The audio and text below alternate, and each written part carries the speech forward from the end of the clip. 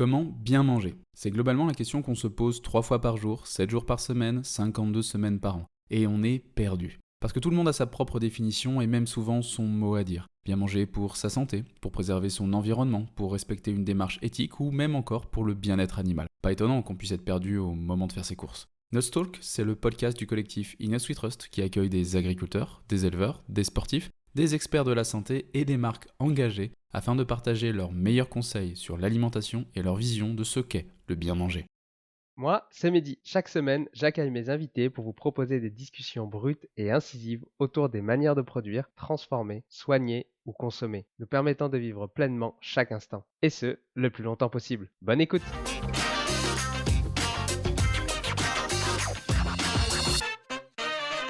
Il est gastro-entérologue, passionné et pionnier en France de la transplantation fécale. Depuis plus de 10 ans, Julien Scanzi explore notre flore intestinale.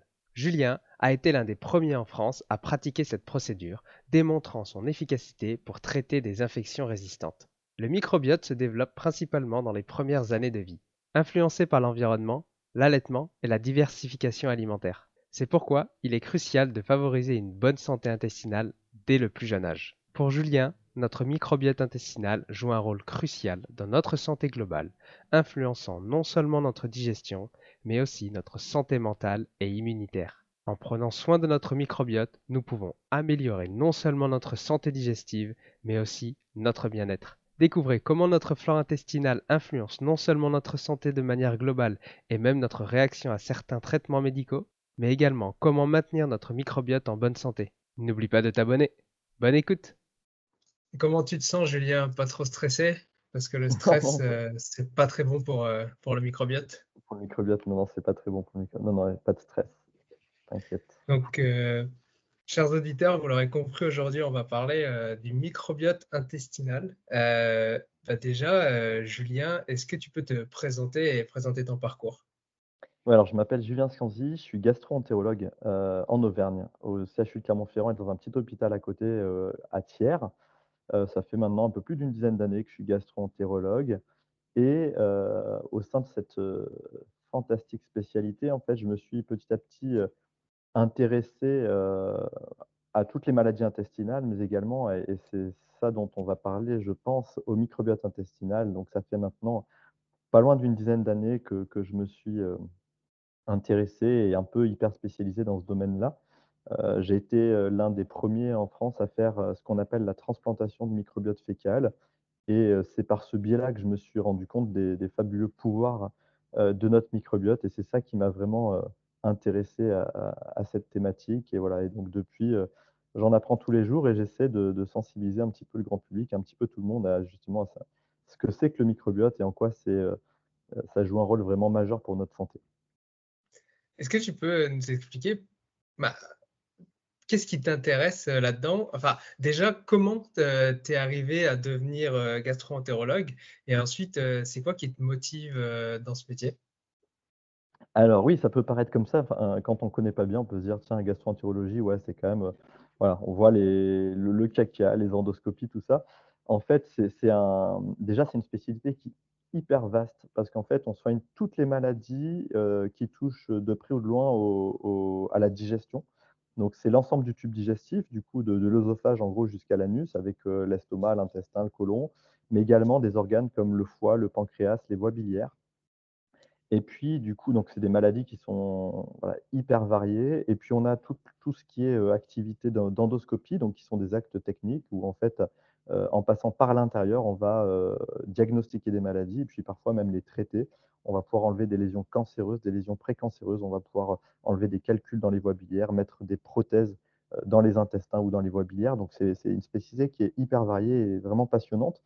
Et puis comme souvent dans la vie, c'est aussi, des questions de rencontres et moi, c'est que quand je suis passé en stage, quand j'étais étudiant en médecine et que je suis passé en stage dans le service de gastro, voilà, j'ai vraiment, me suis lié d'amitié avec un chef de clinique à l'époque, donc c'était après les internes et qui m'a vraiment donné envie de faire ce métier-là. Je me suis un petit peu projeté, sur ce qu'il faisait et je me suis dit: «Voilà, c'est vraiment la spécialité que je veux faire». Puis après, j'ai eu la chance aussi, à l'internat, au concours, de pouvoir, avoir un classement qui me permettait de faire cette spécialité. Donc c'est voilà, c'est à la fois des opportunités, des rencontres, un petit peu de chance et puis une spécialité qui est vraiment, passionnante. Tu dis que c'est parce que tu as été bien classé, parce que c'est une thématique qui est beaucoup demandée, qui Alors est c'est très pas la difficile. ouais, c'est pas la thématique la plus demandée, mais ça reste une spécialisation, une spécialité médicale autre que la médecine générale et donc c'est souvent il faut un classement un petit peu, un peu meilleur pour avoir, voilà, en gros, il faut être quand même dans la première enfin dans la première moitié, hein, largement du concours et puis après ça varie d'une année à l'autre, hein, c'est pas toujours, mais bon, c'est pas la spécialité la plus demandée pourtant, même Je si vois. c'est probablement la plus intéressante.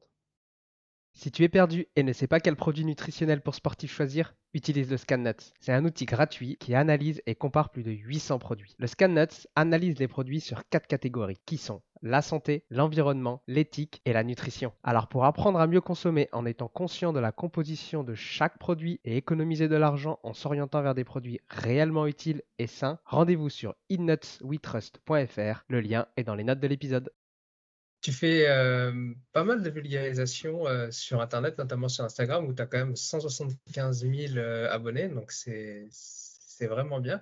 Est-ce que le microbiote, c'est quelque chose qui est nouveau?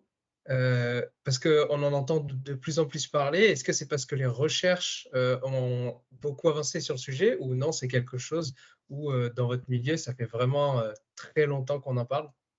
Non, c'est un peu nouveau pour tout le monde. Enfin nouveau, on va dire que ça fait, on va dire 15 à 20 ans qu'on en parle vraiment plus. Alors avant, on parlait de flore intestinale, c'est pour ça que je pense que flore intestinale, ça parlera à plus de monde. Maintenant, on parle de microbiote intestinal et en fait, il y a 20 ans, on commençait tout juste à avoir les premières machines, de séquençage au débit qui permettent, d'étudier le microbiote. Donc en fait, voilà, il y a plusieurs décennies, on n'avait pas les outils nécessaires pour étudier le microbiote et donc on le connaissait très mal et depuis qu'on a ces outils, on arrive à l'étudier et on du coup et chaque jour des études, hyper intéressantes qui montrent les liens, heu, entre le microbiote et notre santé et donc ça effectivement c'est récent, hein, c'est 10-15 ans qu'on a toutes ces études, qui enrichissent, voilà, les connaissances autour du microbiote, jour après jour. Du coup, on va partir directement dans le sujet. C'est quoi le microbiote intestinal? Alors, le microbiote intestinal, donc cette fameuse flore intestinale, c'est le plus connu, le plus riche de tous nos microbiotes. En fait, c'est quoi un microbiote? C'est l'ensemble des micro-organismes qui vivent dans un écosystème donné. Et donc, ces micro-organismes, qui sont donc des organismes vivants qui sont invisibles à l'œil nu, c'est bien sûr des bactéries, mais pas seulement. C'est également des levures, des champignons, des archées, des phages, des parasites. Voilà. Et c'est tous ces micro-organismes qui vivent dans des écosystèmes qu'on appelle microbiotes. Et donc, des microbiotes, on en a en fait à chaque interface de notre organisme avec l'environnement. Donc sur la peau, on va avoir un microbiote cutané, dans la bouche, un microbiote oral ou buccal, au niveau urinaire, un microbiote urinaire. Les femmes ont également un microbiote vaginal et donc dans nos intestins, on a le plus riche de nos microbiotes puisque, on héberge dans notre gros intestin pas moins de 40 000 milliards de, bactéries et d'autres micro-organismes. Donc voilà, ça fait beaucoup 40 000 milliards et rien que dans 1 gramme de sel, de caca, on a à peu près 100 milliards, de bactéries, donc c'est plus que d'êtres humains sur terre. Donc voilà, c'est ça ce qu'on appelle le microbiote intestinal. Oui, donc c'est quand même une sacrée population qu'on a à l'intérieur de nous. Et pourquoi il est si important? Bah, il est si important déjà parce que voilà, c'est vraiment beaucoup, beaucoup, beaucoup de micro-organismes. Ces micro-organismes, ils sont pas là par hasard. Ils ont tout un tas, de fonctions au sein de notre organisme. Ils nous aident à rester en bonne santé. Et en fait, ils nous servent à plein de choses. Déjà, les bactéries sont capables, par exemple, de digérer les fibres alimentaires. Ces fibres alimentaires qui sont des sortes de glucides complexes qui ne sont pas digérés par nos enzymes humaines, vont arriver telles quelles dans le gros intestin, vont être digérées par certaines de nos bactéries intestinales qui vont en échange produire des petites molécules, donc ce qu'on appelle des métabolites, par exemple comme les acides gras à chaîne courte, qui eux-mêmes vont en jouer tout un tas de rôles dans le fonctionnement de notre organisme. On sait également que les bactéries intestinales sont capables de fabriquer d'autres métabolites, d'autres petites molécules, comme par exemple des messagers chimiques. Parce qu'en fait, c'est comme ça enfin, c'est les neurotransmetteurs, comme par exemple la sérotonine, et cetera, sont capables de fabriquer également des vitamines, comme, la vitamine K, des vitamines du groupe B. On sait que, notre microbiote et donc les bactéries intestinales participent à, interagir avec tout un tas d'autres organes et notamment le cerveau et c'est aussi pour ça qu'on parle de 2e cerveau puisqu'en fait, il y a une communication permanente entre notre cerveau et nos intestins et que les bactéries intestinales, en fabriquant des messagers chimiques, sont capables d'interagir justement et d'envoyer des messages jusqu'au cerveau. On sait également que, pour le système immunitaire, le microbiote joue un rôle majeur et que si on veut garder un système immunitaire qui soit efficace, et ben, il faut un microbiote sain et qu'en gros, un déséquilibre du microbiote peut engendrer, un mauvais fonctionnement du système immunitaire et donc ça peut, entraîner, des difficultés à nous défendre vis-à-vis de pathogènes, de mauvaises bactéries ou voire même de certaines maladies. Et puis voilà, il y a tout un tas d'autres fonctions. Enfin, il y en a des centaines ou des milliers même. Mais par exemple, on sait que les médicaments ne sont pas forcément efficaces de la même manière chez, tout le monde et que le microbiote intestinal joue un rôle là-dedans. C'est même valable pour des médicaments, anticancéreux comme, la chimiothérapie ou l'immunothérapie. On sait qu'on n'est pas tous égaux, heu, pour, répondre à ces traitements et ça, c'est en partie, du fait de nos différences de microbiote. Voilà, donc en fait, ça nous sert à beaucoup de choses et ça, il y a quelques années, on ne le savait pas. Et tu as dit, comme quoi ça aide, pour le système immunitaire ou toutes sortes de choses. En fait, juste, je ne sais pas si on peut expliquer comment ça marche, vraiment. Est-ce que le microbiote, il vient, en fait, comment il fait pour qu'on ait un système immunitaire plus fort ou moins fort ou comment ça fonctionne? En fait, c'est tout est en fait, le microbiote intestinal, c'est une sorte d'organe central qui interagit avec d'autres organes. Donc il interagit, on a parlé avec le cerveau, il interagit avec, d'autres organes, le foie, tout un tas d'organes et il interagit avec aussi, les cellules du système immunitaire et donc en fait, il faut voir, jusqu'à présent, avant qu'on connaisse bien, les microbiotes, on avait l'impression qu'il y a uniquement les cellules humaines qui interagissaient avec d'autres cellules humaines en fabriquant des molécules, des enzymes, des cytokines, des petites molécules. Et maintenant, en fait, on se rend compte que nos microbiotes également sont capables de produire des petites molécules qui vont participer à tout ça et à ces interactions. Et donc, effectivement, certaines bactéries de l'intestin ou notre microbiote en général, échangent en permanence, avec le système immunitaire, avec les cellules du système immunitaire et ben, des messages et donc ça va permettre effectivement d'interagir avec lui. Et puis c'est en fait ça également, c'est ce qui est, c'est le premier rempart, le microbiote intestinal, vis-à-vis de l'invasion de pathogènes. C'est-à-dire qu'en fait, quand vous allez, par exemple, manger une mauvaise bactérie, si vous mangez, de la viande ou du poisson, mal cuit et cetera et ben, cette mauvaise bactérie, elle va devoir pour être, méchante et engendrer des dégâts, coloniser nos intestins et aller un peu plus profondément dans notre organisme et le premier rempart sur lequel elle va tomber, c'est notre couche, la couche de bactéries intestinales et d'autres micro-organismes au niveau des intestins. Et après, une fois qu'elle arrive à passer cette couche, si jamais le microbiote est un peu déséquilibré, un peu appauvri, il va falloir qu'elle passe ensuite la couche de mucus, puis ensuite, la paroi de l'intestin, les cellules, épithéliales et ensuite derrière, il y aura le système immunitaire. Et tout ça, c'est vraiment lié, c'est ce qu'on appelle la barrière intestinale et donc le microbiote vraiment joue un rôle, important, dans tout ça. Comment on l'obtient, le microbiote? Est-ce qu'on l'a dès la naissance ou est-ce qu'on l'acquiert au fur et à mesure, des années suivant, ce qu'on fait, peut-être ce qu'on mange, ou autre chose?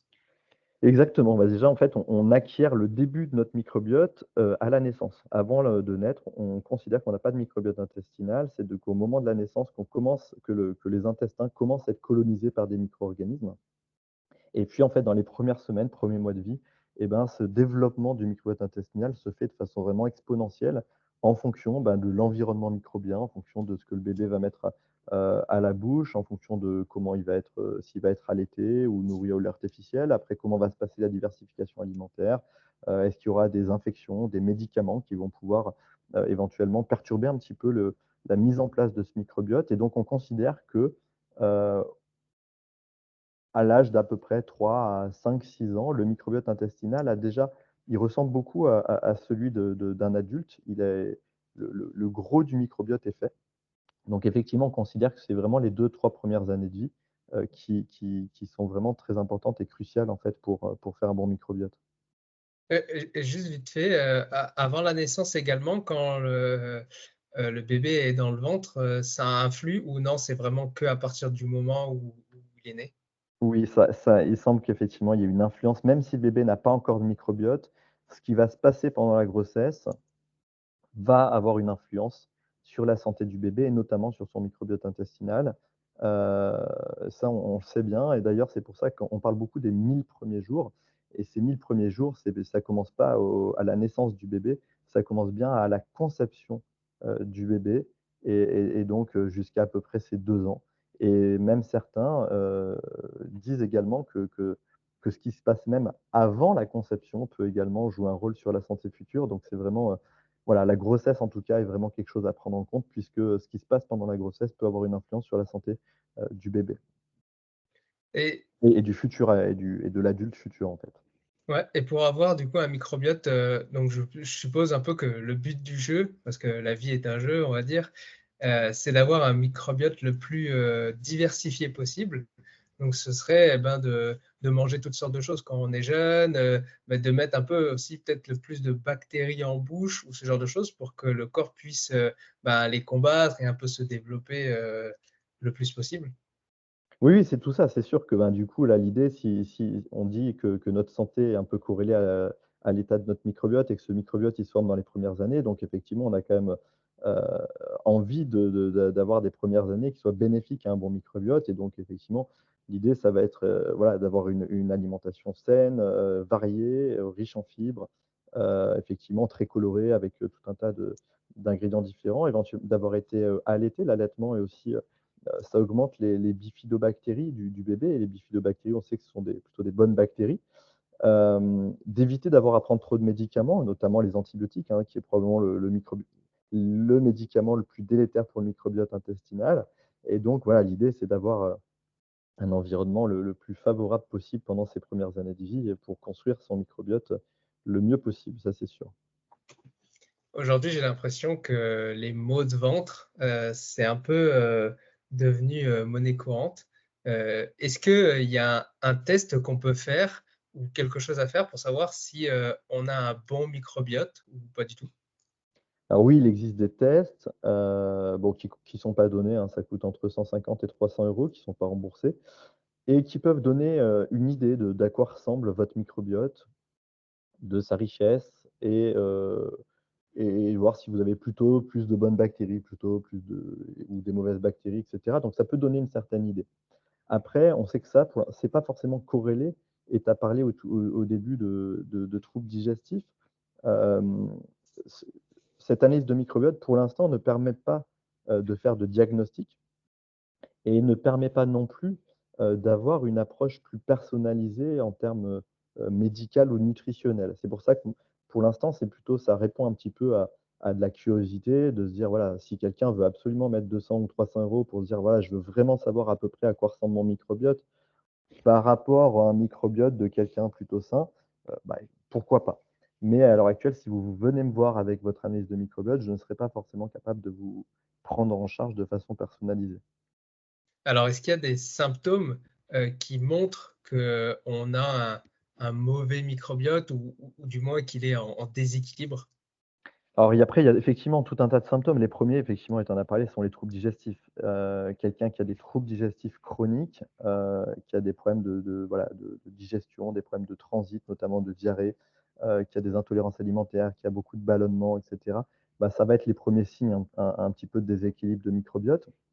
C'est souvent assez corrélé à effectivement un microbiote déséquilibré, mais on sait également qu'un microbiote déséquilibré, il peut entraîner, des problèmes de fatigue, des problèmes de peau, des problèmes articulaires et puis même à la fin des maladies chroniques. On sait à l'heure actuelle, la plupart des maladies chroniques, sont en lien avec un microbiote déséquilibré. Alors c'est pas toujours parfaitement démontré que ce soit le déséquilibre du microbiote qui entraîne la maladie, mais il y a pas mal d'études, notamment chez l'animal, qui vont dans ce sens-là. En tout cas, effectivement, voilà, ça peut engendrer certains troubles, des symptômes cliniques et puis parfois, et ben, en fait, on n'a pas forcément de troubles et d'un coup, on se met à avoir des maladies chroniques où le microbiote aura dans lequel le microbiote aura joué un rôle, heu, pour, la survenue de cette maladie. Est-ce que c'est le microbiote qui influe sur la maladie ou est-ce que c'est la maladie qui influe sur le microbiote? Ou est-ce que ça, on l'a pas encore déterminé Ouais, vraiment, c'est ça. Non, non, alors du coup, effectivement, c'est alors probablement un peu des 2, mais beaucoup d'études, notamment des études faites chez l'animal, nous permettent de dire que bien souvent, c'est un déséquilibre du microbiote qui engendre une maladie ou en tout cas qui prédispose à la survenue d'une maladie. Donc parfois, c'est pas forcément la modification du microbiote qui en soi suffit au développement d'une maladie, mais c'est probablement que ça joue un rôle et que ça participe à la survenue d'une maladie, plus que la maladie en soi qui entraîne la modification du microbiote.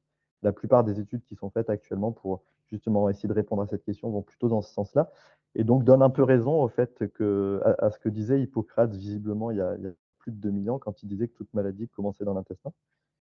Donc, c'est pas forcément, vrai pour les maladies purement génétiques, mais des maladies purement génétiques, il y en a pas beaucoup par rapport aux maladies, actuelles dites de civilisation qui sont, voilà, des maladies, métaboliques, obésité, diabète, maladie du foie gras ou maladies liées à un dysfonctionnement du système immunitaire comme, la maladie de Crohn, hem, voilà, même certains cancers comme le cancer colorectal. Du coup, comment les bactéries, enfin, ces bactéries intestinales, elles affectent, notre humeur, notre comportement? Tout ça, ça joue vraiment un rôle, là-dedans?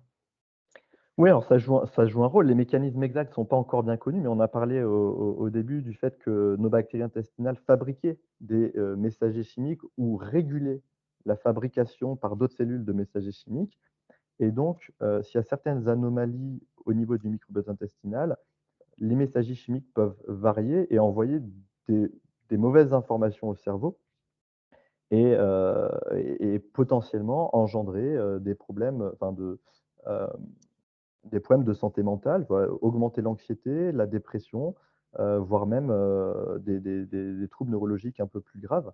Donc ça, c'est en train effectivement d'être démontré. On sait par exemple que, par exemple, dans la dépression, la sérotonine dans le cerveau joue un rôle important, et en fait, l'intestin fabrique majoritairement, enfin la majorité de la sérotonine de l'organisme. Pour autant, c'est pas la sérotonine de l'intestin qui va jusqu'au cerveau. Mais en fait, il y a quelque chose qui va ensuite devenir de la sérotonine, qui est le tryptophane, qui est un acide aminé qui en fait, ce tryptophane va pouvoir lui aller au cerveau et donner plus tard de la sérotonine et on sait que dans le métabolisme du tryptophane dans l'organisme, ben, le microbiote intestinal participe à tout ça et donc c'est parfois, un dérèglement du microbiote peut engendrer des anomalies de ce tryptophane et donc une baisse de la sérotonine dans le cerveau et une dépression.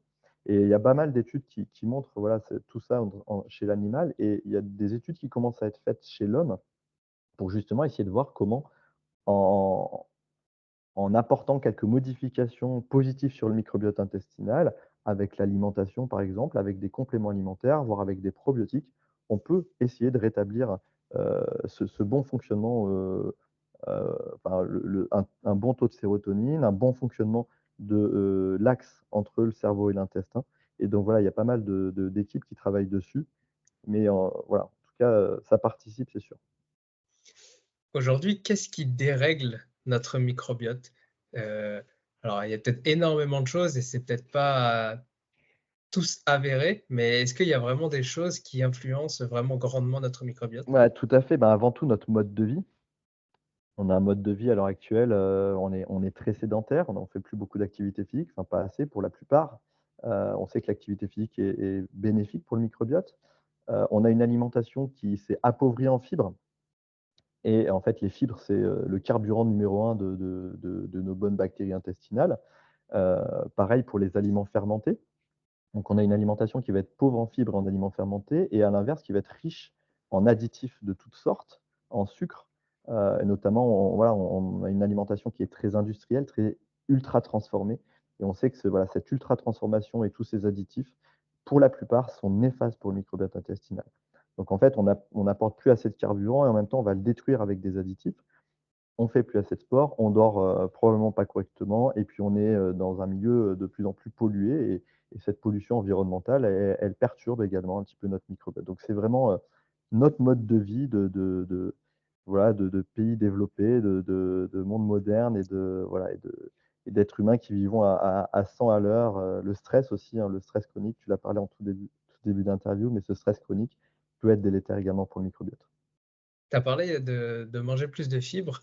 Moi, j'entends pas mal de personnes qui disent, «Bah, moi, j'ai essayé de manger plus de fibres, mais alors dès que j'en mange, ça y est, c'est une catastrophe.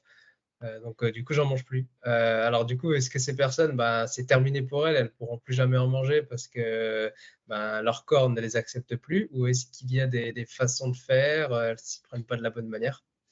Ouais, bah, c'est bien le problème actuel, hein, c'est qu'en fait notre corps, notre organisme s'est déshabitué à manger, bah, ces bonnes choses. Ça lui posera pas de problème de manger des gâteaux industriels, bourrés d'additifs et par contre de manger, des fruits et légumes et des légumineuses, alors que ça devrait être notre alimentation principale, ben, ça pose souci. Heu, Probablement parce que notre microbiote à l'heure actuelle s'est désadapté. Notre système digestif s'est également désadapté à manger tout ça et donc il va falloir effectivement le réhabituer, le réentraîner et ça passe, alors c'est quand on tolère plus bien toutes ces bonnes choses, les légumineuses, les céréales, les fruits et légumes et cetera, il va falloir travailler en général avec des professionnels de l'alimentation, des nutritionnistes, des diététiciens, diététiciennes, pour essayer de voir comment petit à petit effectivement on peut se réhabituer à manger certaines fibres. Alors, il y en a qui sont mieux tolérées que d'autres. Donc, c'est vraiment important dans ces cas-là, de se faire accompagner, par des professionnels de l'alimentation et de voir comment on peut réélargir son alimentation en ayant une alimentation qui soit la plus saine et la plus bénéfique pour sa santé, future. Voilà. Mais c'est pas simple. Si, depuis tout petit, on n'a jamais ou quasiment jamais mangé de fruits et légumes ou, de fibres, des lentilles et cetera, est-ce qu'on est complètement foutu ou est-ce qu'on peut quand même arriver à modifier correctement son microbiote intestinal? Non, alors pour la plupart du temps, on n'est pas complètement foutu, mais ça peut être plus ou moins difficile. Et puis certains, quand c'est vraiment, quand le système digestif, est trop touché, quand il y a de l'inflammation intestinale chronique, quand il y a un microbiote qui est très, très, vraiment profondément déséquilibré, parfois ça peut être vraiment, extrêmement délicat, d'arriver à manger de tout et notamment des fibres. Mais il ne faut pas baisser les bras, il faut se faire accompagner et voir tout ce qu'on peut faire, mais ça peut prendre du temps. Si vous mangez pas de fibres depuis 10, 15, 20 ans, et ben, c'est pas en 3 semaines que vous allez pouvoir remanger des fibres. Donc il faut aussi être patient. Les fibres, chez tout le monde, en fait, quand on mange des fibres, on va nourrir nos bactéries intestinales. Elles vont fermenter ces fibres, fabriquer des petites molécules dont j'ai parlé tout à l'heure, les acides gras à chaîne courte et en même temps fabriquer des gaz. Et ces gaz, quand tout va bien, eh ben, on peut être quand même un peu plus ballonné, avoir un peu plus de flatulence. Mais quand en plus on a des troubles digestifs, on a un intestin irritable, hypersensible, et cetera, ben, ces fibres-là, vont provoquer, une distension de l'abdomen, plus de gaz et parfois des douleurs au ventre et donc ça va être encore moins bien toléré, donc il faut vraiment y aller de façon très progressive, voilà. Quand, on s'est déshabitué à manger des fibres, bah, on va pas rajouter, de jour en jour 5 grammes de plus de fibres par jour, il faut le faire progressivement. Oui, c'est vrai, moi j'ai également remarqué, suivant ce qu'on mange, dans un repas, par exemple, si on mange pas mal de fibres dans un repas, et puis, qu'à la fin on mange également un fruit et ben, effectivement, ça peut faire monter un petit peu plus ou ce genre de choses. Est-ce que tu as des recommandations sur, peut-être, des aliments qu'on pourrait pas, mélanger ensemble ou alors, des aliments qu'il faudrait pas mettre dans un repas mais plutôt, manger à l'extérieur d'un repas? Ou est-ce qu'il y a des recommandations ou des choses à faire ou à ne pas faire? Alors moi, j'en ai pas parce que du coup, tout simplement, parce que je suis pas nutritionniste, donc j'aurais Mmh. pas du tout les compétences pour affirmer, ce genre de choses. Moi, je crois surtout à une alimentation qui soit, saine, équilibrée, la plus naturelle possible, la plus riche en fibres. Voilà, on va dire dans 80 du temps, moi j'aime bien cette règle des 80-20 où en fait 80 du temps, on fait attention, à avoir une alimentation saine et puis dans 20 du temps, on se lâche un peu. Voilà, on peut, manger une pizza, un burger, un gâteau et cetera. Il faut pas culpabiliser, mais il faut que la plupart du temps, on ait une alimentation qui soit vraiment saine. Ça, c'est le plus important sur le long terme, c'est ça qui donnera des résultats. Je ne crois pas à des interdictions, à des régimes drastiques, à des choses comme ça. Tu as dit, riche en fibres, le plus riche en fibres. Est-ce que tu as un nombre ou une quantité un peu, genre si la personne elle mange, des lentilles tous les jours, est-ce que c'est pas beaucoup trop? Est-ce qu'il y a une quantité à respecter, à pas dépasser ou? Non, il y a pas vraiment de quantité à pas dépasser. En fait, les recommandations sont pour la plupart du temps de manger 25 à 30 grammes de fibres. Certaines vont même plus loin, 30 à 35 grammes de fibres par jour. À l'heure actuelle, on est pour la plupart en dessous de 20 grammes, donc la plupart mangeons pas assez de fibres. Et puis en fait, si on regarde des populations qui vivaient comme nos ancêtres chasseurs-cueilleurs, eux, ils sont à plus de 50 grammes de fibres par jour. Donc en fait, il y a pas vraiment de limite. Après, l'idée, c'est quand même d'essayer déjà dans un premier temps d'aller vers les 25 à 30 grammes de fibres par jour. Alors ça parle pas forcément, mais l'idée, c'est en fait d'essayer de mettre des fibres à chacun de nos repas, de varier les aliments. Les fruits et légumes, c'est bien beau d'en manger 5 fruits et légumes par jour, mais si c'est toujours les mêmes, bah, c'est pas forcément terrible. Il faut essayer également de les varier, de varier les aliments, varier les couleurs, heu, voilà, manger le plus varié possible aussi. À un moment, tu as parlé de probiotiques. J'aimerais, qu'on parle un petit peu de ça parce qu'il y a les probiotiques, les prébiotiques. Alors, est-ce que tu peux nous dire un peu, ce qu'il existe et les différences de chacun? Ouais, en gros, les biotiques, c'est un petit peu tout ce qui va, moduler notre microbiote. Alors les antibiotiques, c'est ce qui ça va détruire plutôt des bactéries, donc ça va être plutôt délétère pour le microbiote. Après, il y a les prébiotiques. Les prébiotiques, ça va être en gros, de la nourriture pour nos bactéries intestinales et donc c'est majoritairement des fibres qu'on va retrouver dans l'alimentation. Et ensuite, il va y avoir les probiotiques et les probiotiques sont des micro-organismes vivants qui vont avoir un effet bénéfique pour la santé de celui qui va en consommer. Et c'est pareil pour les prébiotiques. En fait, dès qu'on parle de biotiques, il faut que derrière, il y ait cet effet, bénéfique sur la santé de celui qui en prend. Donc voilà, prébiotiques, c'est de la nourriture pour les bactéries et probiotiques, c'est des bactéries ou des levures. En tout cas, ce sont des micro-organismes vivants qui vont avoir un effet positif sur la santé. Alors, il y a pas mal de marques qui vendent des produits, «Vous êtes ballonné, prenez ça, prenez ça». Heu, Comment on pourrait savoir, nous, ce qu'on devrait ou ce qu'on pourrait prendre ou qu'est-ce qu'il faudrait faire suivant nos symptômes? Est-ce qu'il vaudrait mieux s'orienter vers un prébiotique, un probiotique? Est-ce qu'il faut les 2? Mmh. Puis, quelle quantité aussi? Parce qu'il y a certaines marques qui mettent en avant, 1000 ou 2000 milliards de bactéries, ou et cetera. Et ouais, c'est pas facile de s'y retrouver, hein. Je te comprends, je te comprends. Même quand on est expert du domaine, on s'y retrouve pas forcément très bien. Le plus important, ça va être de savoir déjà effectivement quel est le souci. Pourquoi est-ce qu'on veut, prendre des probiotiques ou autres? Pour la plupart du temps, les prébiotiques, globalement, on va les retrouver dans l'alimentation. Donc si on arrive à les apporter naturellement avec l'alimentation, il n'y a pas vraiment besoin d'en consommer, des prébiotiques industriels. Dans certains cas, ça peut être utile, mais voilà. Donc là, Hem, prébiotique, c'est les fibres, donc tout ce qui est, exactement, légumes, les fruits, et cetera. légumineuses, tout ça. Ouais.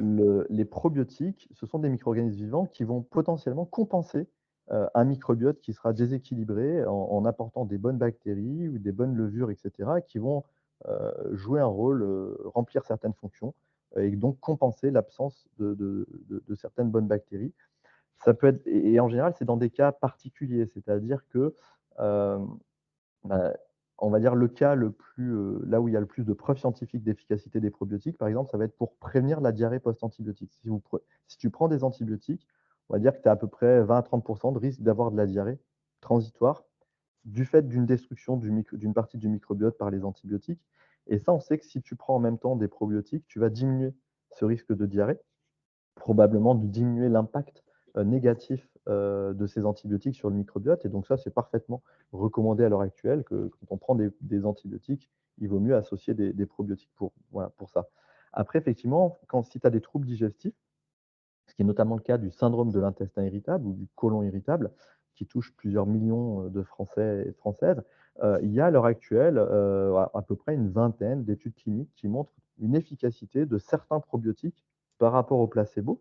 Donc c'est une efficacité prouvée de certains probiotiques, mais bon, pas de tous. C'est-à-dire qu'il faut encore qu'il y ait une étude qui ait démontré un bénéfice. Donc ça, c'est sur certains probiotiques. Il y a également des études sur, pour soulager les coliques du nourrisson, également pour la gastro-entérite, notamment chez l'enfant. On sait que les probiotiques permettent de gagner à peu près un jour de gastro en moins, donc c'est toujours bon à prendre. Donc dans des indications particulières comme ça, le mieux, c'est de se renseigner, de poser la question à des professionnels de santé, votre médecin, votre pharmacien, qui, avec un peu de chance, seront au courant voilà, de l'intérêt de certains probiotiques et pourront vous orienter. Mais malheureusement, c'est pas des choses qui sont très bien, enseignées à la fac pour l'instant. Il y a un manque de voilà, il y a un manque de connaissances, également des professionnels de santé par rapport à ça. Et donc c'est vrai que c'est un petit peu difficile de s'y retrouver et on s'y perd un petit peu et parfois on entend principalement on va dire des arguments marketing de certains labos qui parfois ne reposent sur aucun, argument scientifique. Donc ça ne veut pas dire que ça marche pas, hein, par contre, mais en tout cas, on n'a rien pour, voilà, ça n'a pas été démontré et on ne peut pas l'affirmer. Et finalement, du coup, les probiotiques, est-ce qu'on peut les trouver, naturellement? Et si oui, où est-ce qu'on les trouve? Alors, les vrais probiotiques, j'ai envie de dire que non, si ça veut pour répondre à la définition à l'heure actuelle des probiotiques, la plupart de ces probiotiques-là vont être, industriels, mais il y a quand même certains, et notamment, des yaourts qui ont montré une amélioration de la digestion, du lactose et donc qui on peut parler de probiotiques pour certains yaourts. Également, tout ce qui est aliments fermentés. Moi, je parle de probiotiques naturels et souvent je mets «probiotiques» entre guillemets un petit peu parce que ça répond pas à toute la réglementation, heu, en vigueur, mais pour moi, on peut les considérer en quelque sorte comme des probiotiques naturels, puisque quand vous allez manger, des légumes lactofermentés, comme la choucroute par exemple, ou des boissons fermentées comme le kéfir, le kombucha et cetera, vous allez ingérer des micro-organismes vivants, des levures, des bactéries qui vont, du coup, remplir certaines fonctions de notre organisme et potentiellement participer à nous maintenir en bonne santé. Oui, moi je conseille, de consommer régulièrement ces aliments fermentés. Il y a des études qui montrent que ça marchait d'ailleurs très bien pour booster le microbiote, justement pour augmenter la richesse et la diversité, de notre microbiote. Et moi, j'ai vu différentes personnes qui disaient avoir un peu des symptômes, intestinaux, des troubles, le côlon irritable, tout ça, qui ont pris, des probiotiques ou des prébiotiques et qui, tout de suite après, se sentent mieux. Est-ce que c'est l'effet placebo? Est-ce que ça les aide vraiment? Est-ce que finalement, ils pourraient pas changer quelque chose dans leur alimentation pour avoir les mêmes effets? Bonne question, j'ai pas forcément la réponse. Alors il y a toujours un effet placebo, hein, et notamment dans le syndrome de l'intestin irritable, on sait que cet effet placebo, il est de l'ordre de 20 à 30.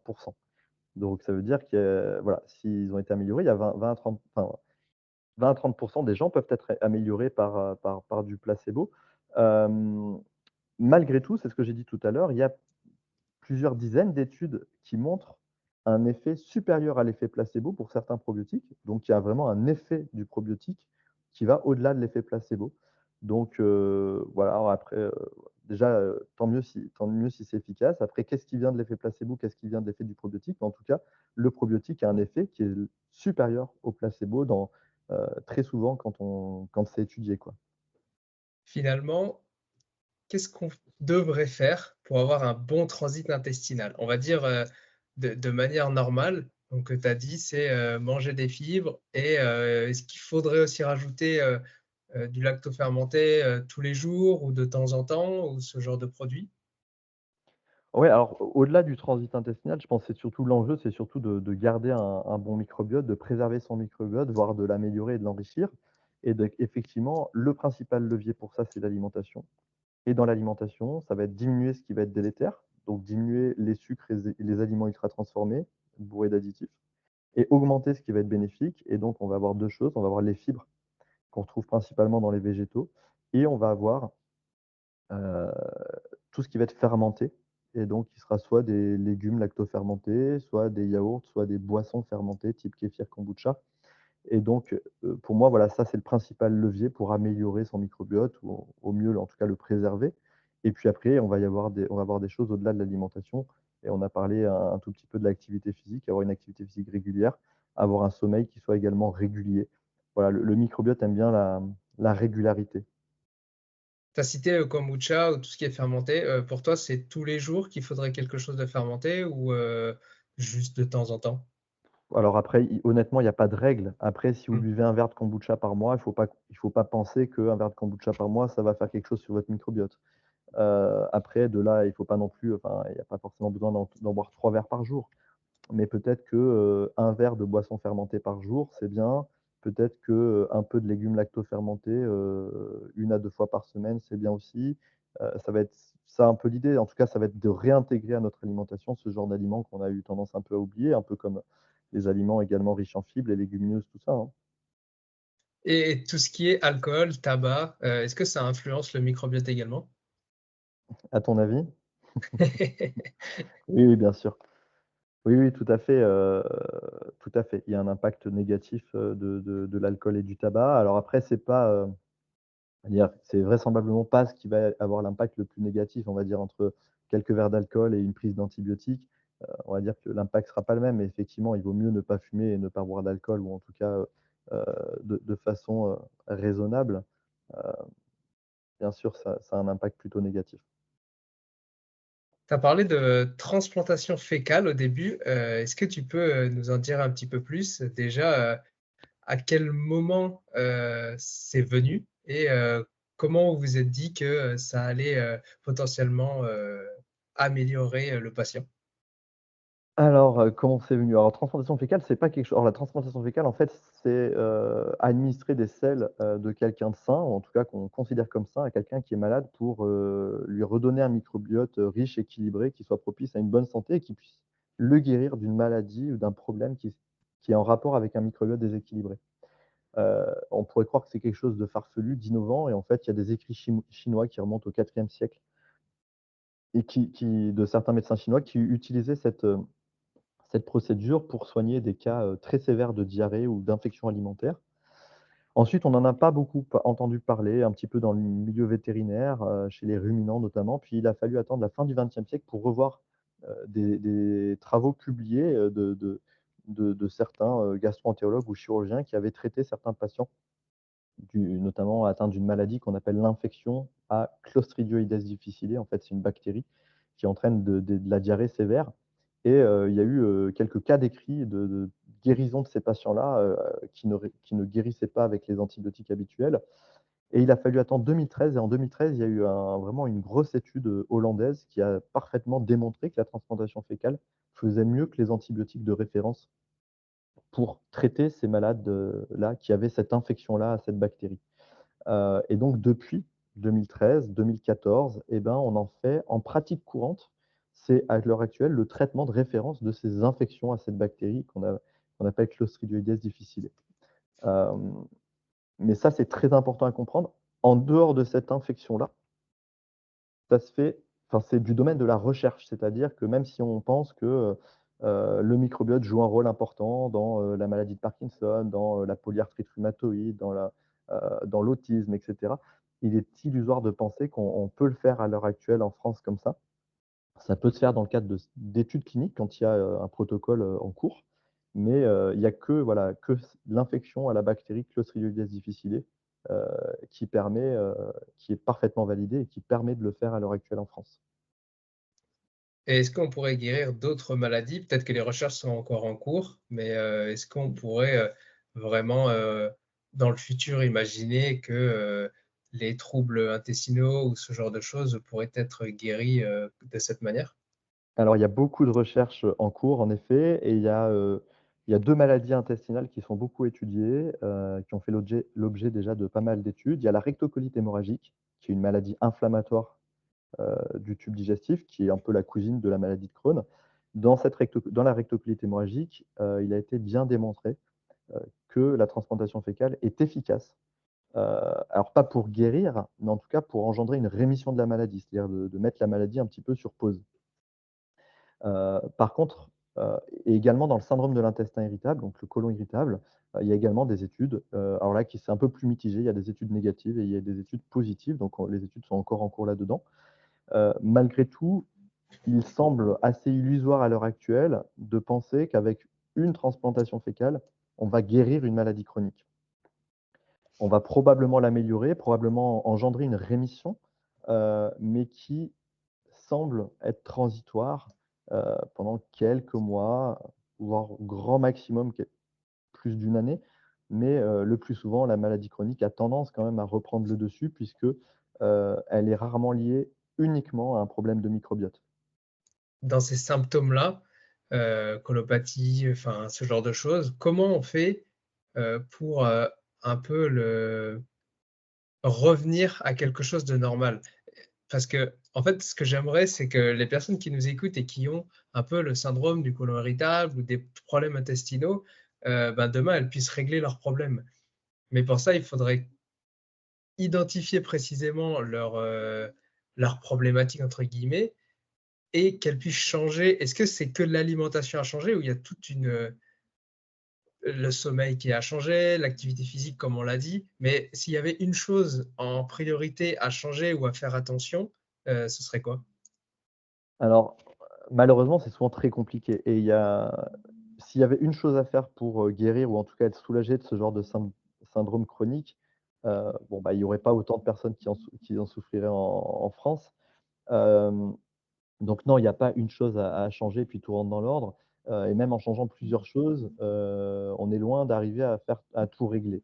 Donc c'est souvent quelque chose de compliqué, quelque chose de chronique. Il faut travailler pendant plusieurs mois, voire plusieurs années pour arriver à régler les soucis, quand les soucis peuvent arriver à être réglés. Mais effectivement, c'est remettre un mode de vie sain, remettre une alimentation saine. C'est s'il y a une chose à faire, ce serait diminuer les sucres et limiter les aliments ultra transformés. C'est également prendre son temps à bien manger, bien mastiquer, puisque la digestion, elle commence, dans la bouche avec la mastication. Heu et puis petit à petit, effectivement, après, c'est tout le mode de vie, hein. C'est avoir un sommeil régulier, avoir une activité physique régulière, et essayer de remettre un petit peu des fibres dans l'alimentation. Mais c'est pas commencer par les fibres puisque, quand on a un intestin qui est, irrité, qui est irritable, on a souvent des soucis pour digérer et tolérer les fibres, donc ça viendra plutôt dans un deuxième temps. Moi, j'ai vraiment entendu des personnes qui disent, que c'est trop compliqué et que finalement elles ont testé les probiotiques et les prébiotiques et que, ça allait mieux. Alors finalement, c'est, la facilité d'accès, préfèrent, acheter et payer ce genre de produit plutôt que de changer, plus profondément les choses. Et le problème, c'est que voilà, on a tous envie de tout le temps de la pilule miracle ou du truc où en fait on va continuer à avoir le mode de vie qui nous a rendus malades et ensuite de guérir avec des gélules. Et en fait, il faut revenir à la base. La plupart du temps, on a été malade parce que, alors il peut y avoir la faute à la génétique, il peut y avoir des choses comme ça, mais très souvent notre mode de vie y a participé et ben, changer notre mode de vie, l'améliorer devrait être la première chose à faire, même si ça règle rarement les soucis du jour au lendemain. Et donc on a tendance à vouloir garder le mode de vie, prendre quelques gélules, compléments ou médicaments et espérer guérir. Malheureusement, c'est rarement aussi bénéfique qu'on le voudrait. Oui et puis, comme tu l'as dit, enfin, tu l'as dit au début, le microbiote, il interagit sur, la peau, sur, la santé mentale, sur, les maladies, et cetera. Donc finalement, en changeant radicalement un peu nos habitudes de vie, en fait, on va améliorer tous les à côté. On aura potentiellement, une meilleure peau, de meilleures réflexions, un meilleur état d'esprit, et cetera, Mmh, quoi. tout à fait. Heu Tu as écrit un livre, est-ce que tu peux nous en parler? Oui, alors d'ailleurs, on doit l'apercevoir derrière, il s'appelle «Incroyable microbiote». C'est un livre, ben, c'est un livre grand public. Le but, c'était vraiment de sensibiliser tout le monde, donc tout le grand public à ce que c'était que le microbiote, en quoi, ça jouait un rôle majeur dans notre santé, comment essayer de le préserver pour essayer de vieillir, en meilleure santé possible. Heu et donc c'est voilà, c'est un livre que j'ai voulu assez, vulgarisé, facile à comprendre, même pour ceux qui ont aucun, background, scientifique, médical ou autre, hein. C'est vraiment pour le grand public, qui est très illustré. J'ai travaillé avec, une illustratrice, qui s'appelle Alice Varocco, est qui est aussi facilitateur, graphique et qui en fait, permet, voilà, avec des images qui sont très parlantes et même, avec des résumés qui sont, faits, également sous forme d'images, bah, voilà, parfois de faire passer des messages de façon, très claire, heu et donc voilà et c'est le but, c'est voilà, c'est ça, c'est de sensibiliser un petit peu, bah, comme on le fait là avec ton podcast, ça va être de sensibiliser un maximum de monde, et que chacun prenne en soin de sa santé intestinale et de sa santé globale. Parce que voilà, moi, je sais que j'aurai toujours assez de patients. Il y a pas de problème, j'ai pas de souci pour mon avenir dans mon métier. Mais si je pouvais, voilà, si certaines personnes pouvaient, éviter, un moment d'en arriver à un stade où la dernière chance, c'est de voir le gastro-entérologue et espérer qu'il aura le traitement miracle, bah, écoute, ce serait top, hein, s'il pouvait y avoir de moins en moins de personnes, atteintes de ces problèmes digestifs et de perturbations du microbiote qui risquent d'entraîner, des maladies, ben, voilà, je suis preneur. Et puis finalement, on est un peu tous responsables de notre propre santé, donc si on fait les Exactement. bons choix, théoriquement, ça On est tous devrait maintenant plutôt bien se acteurs de passer. sa on est acteurs de sa santé, mais pour ça, pour être un bon acteur, il faut avoir quand même quelques notions et voilà, moi j'ai je mon le but, c'était de faire passer de ces notions-là sur le microbiote parce que voilà, vu que moi, en tant que médecin scientifique qui m'intéresse à ça, j'ai la chance d'avoir accès à ces connaissances. Et c'est des connaissances que chacun devrait avoir et pour prendre voilà, prendre, pour rester maître de sa santé. Et après, on en fait ce qu'on veut, hein. On peut continuer à avoir le mode de vie qu'on veut. Le tout, c'est d'avoir eu l'information. Mmh. Comme, une personne que je connais bien le dit souvent: «Il faut être consomme-acteur et pas consommateur». Tout à fait. Tu participes à pas mal de recherches, pour toi, c'est quoi un peu le futur, au niveau du microbiote? Est-ce qu'il y a des choses qui commencent un peu à faire surface plus précisément ou pas encore? On est vraiment loin d'avoir vraiment, tout vu? Bah, les 2 en fait, il y a des choses qui commencent à pointer un peu qu'on commence à voir apparaître, qui semblent hyper intéressantes. Puis en même temps, on a l'impression qu'on est qu'au balbutiement de comprendre ce qui se passe et en quoi le microbiote joue un rôle dans notre santé. Un exemple assez parlant, mais il y a, j'ai dit qu'on n'était pas tous égaux par rapport à la réponse à certains médicaments et notamment à des traitements cancéreux comme l'immunothérapie. Effectivement, il y a pas mal d'études qui montrent que, selon votre microbiote, vous allez avoir plus de chances de répondre à l'immunothérapie ou pas. Et du coup, on commence à se poser la question d'analyser le microbiote avant de donner ce genre de traitement pour essayer de prédire s'il va y avoir une réponse ou pas. Et si on prédit qu'il va pas y avoir de réponse, on imagine transférer le microbiote de quelqu'un qui aura, des bonnes caractéristiques qui pour engendrer la réponse à ce traitement-là et donc potentiellement, guérir ou en tout cas, survivre plus longtemps, avec un cancer parfois métastatique. Donc ça, c'est vraiment quelque chose, c'est du concret. C'est en cours d'étude actuelle et je pense que bientôt ça va être le cas, on va le faire en pratique courante. Donc moi, l'idée, je pense que le microbiote dans quelques années, sera un outil comme une prise de sang, comme un scanner, pour prendre en charge, pour avoir une prise en charge, personnalisée, prédictive, préventive, et potentiellement pouvoir, voilà, déboucher sur des conseils qui soient personnalisés, même sur le plan nutritionnel. Ça, je pense que c'est dans quelques années. Est-ce qu'il peut y avoir un rejet du microbiote, d'une autre personne? Non, non, non, il y a pas de rejet. Au pire, il y a on va dire que la greffe de sel ne prend pas, c'est-à-dire que le microbiote ne parvient pas à s'implanter, mais par contre, il n'est jamais reconnu comme, quelque chose d'étranger qui doit être, détruit, pas accepté. Finalement, dans le futur, on pourrait imaginer, manger, une gélule de caca d'une autre personne, quoi. Et ça se fait déjà, hein, c'est déjà ce qu'on fait avec la transplantation fécale, hein, Ah, c'est exactement ça. c'est une gélule avec la transplantation Ça fécale? C'est peut être pas des une gélules. opération, Non, non, non, en fait, le transplant fécal, en fait, c'est ni plus ni moins que du caca qui a été, dilué avec du sérum physiologique, mixé dans un blender, filtré et congelé, puis ensuite, décongelé, puis administré. Et l'administration, elle peut se faire soit avec une petite sonde qui passe du nez, qui va dans l'intestin, soit, par un lavement, donc, directement dans le rectum ou par coloscopie, mais également par des gélules. C'est juste que c'est un peu plus laborieux, un poil plus coûteux, de fabriquer ces gélules, mais ça se fait également sous forme de gélules, donc, voilà. Ça se fait déjà actuellement. super intéressant. Hem, Est-ce que tu aurais quelque chose à rajouter, au niveau du microbiote intestinal, qu'on n'aurait pas évoqué? Non, je crois qu'on a déjà fait, alors après on a toujours, plein d'autres choses à dire, mais je pense qu'on a déjà fait beaucoup, beaucoup le tour. Je pense qu'à mon avis, même moi, il faudrait, enfin, du coup, non, on pourrait facilement réécouter tout ça, plusieurs fois parce que, c'est déjà très riche et puis après l'idée, c'est de voir un peu comment les choses évoluent. On pourra refaire un point dans 2-3 ans et il y aura probablement des choses, voilà, ça bouge tellement vite à ce niveau-là qu'on on a encore plein de belles choses à découvrir.